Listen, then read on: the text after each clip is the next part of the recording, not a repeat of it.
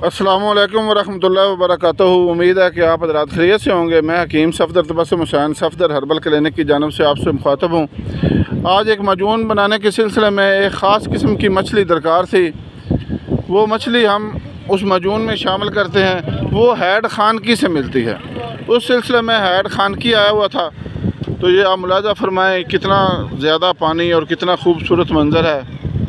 तो मैंने कहा ज़रा अपने देखने और सुनने और चाहने वालों को भी बता दूं कि हम अद्वियात बनाने के सिलसिले में इतने दूर दूर का भी सफ़र करते हैं ताकि अपने मरीज़ों को अच्छी से अच्छी अद्वियात मुहैया कर सकें और अल्लाह ताला उनको शिफ़ाए कामिला आजिला अता फ़रमाए।